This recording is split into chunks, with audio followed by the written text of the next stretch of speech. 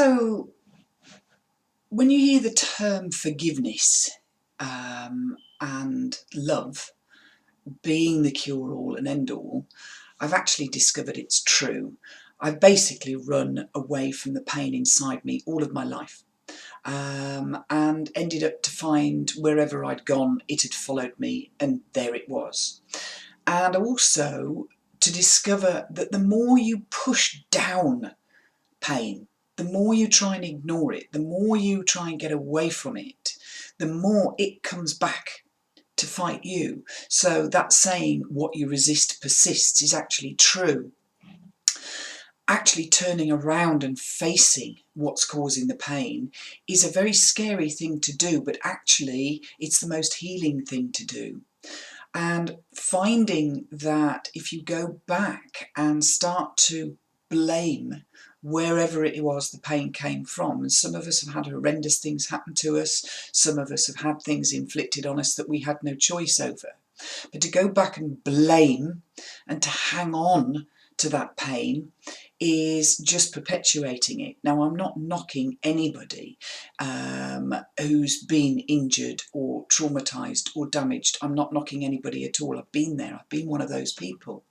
But what I have learned is forgiveness is the key. And I'm not saying forgive the person that's caused the injury to you. What I am saying is learn how to forgive yourself. Because just for instance, I went through years and years and years and years and years and years and years of therapy, and I'm not knocking therapists. I'm a qualified therapist myself, and we need people like that, or like me, in our lives to start to unravel and start to unpick things. But what my therapist didn't do was teach me how to forgive myself. I wouldn't have survived without this man, so absolutely hats off to you, Jasvinder Singh. He was an amazing therapist and saved my life on more than one occasion. But what he didn't do was teach me how to forgive myself. What happens is that an injury comes in and it hurts. So your subconscious grabs it, holds onto it, and makes sure to look out for it again, to make sure it doesn't happen to you again, or does its best to make sure it doesn't happen to you again. Sadly, it's in a very misguided way. Most of the time it's in a misguided way. And the other thing that happens is that we go back into that situation and relive it and relive it and relive it and blame and hurt and get sad and so on. And I'm not knocking that either, because I did it for years. But have a think about it this way. With you going back into that blame, with you going back into the situation that hurt, with you going back into an area of your life that has actually gone. Now remember that that area of your life has actually gone. It's finished. And for whatever reason it happened, it is no longer. It's gone. Justifying the reason, explaining a reason, trying to get to the bottom of a reason actually isn't helping you. What it's doing is reliving the situation that's causing the pain. So what I found was that I needed to forgive myself. Why did I need to forgive myself? Because every time I thought this way, I was damaging myself again. So if you can imagine, inside every single one of us, there's a tiny, tiny child that we need to love and that we need to nurture. Lurcher's a dog. I got one of those. Now, we need to nurture that child inside us. And through life circumstances, we've lost the ability to love ourselves.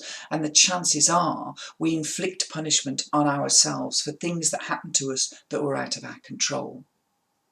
Now, the issue is inflicting that punishment on us isn't the perpetrator inflicting the punishment on us now. It's us.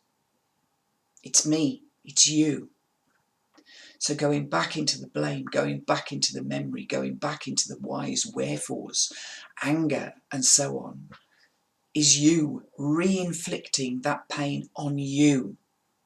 Now, I'm not taking away the fact that it happened, and I'm not asking you to forgive or understand the reason why it happened. But what I am asking you to do is to ask that tiny little child inside you, that little person inside you that you've kicked about for so many years and actually punished for so many years for something outside of your control. Go inside and ask that child to forgive you. Ask that child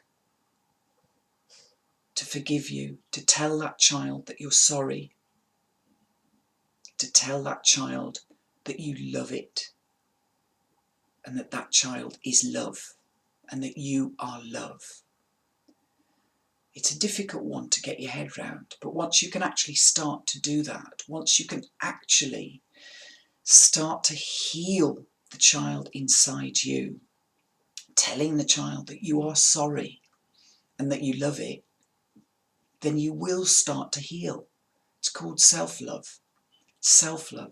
And as we grow through self-love, we have more to give. We have more to give the world. We become kinder. We become more beautiful. We're less bitter. We're less angry. We're less resentful because it's not in us.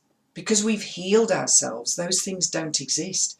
And things like anger and resentment, if they do appear, they're there for fleeting moments rather than something to hang on to. And the other thing is that what starts to happen is that you start to look into the eyes of other people and you fall in love with them. Not in the romantic way, but you start to connect at a different level. You realise where their love is, even if they can't see it. You can see it once you start to love yourself. So try to reconnect with your child and tell that child that you're really sorry that you keep reliving these painful things and inflicting the memories, because that's what they are, they're only memories, re-inflicting the pain of these memories on that child. You can heal yourself. You can heal that child within you. And if you become whole, then the whole world benefits. Everybody around you has permission then to heal as well. You're giving them permission to love themselves because you love yourself.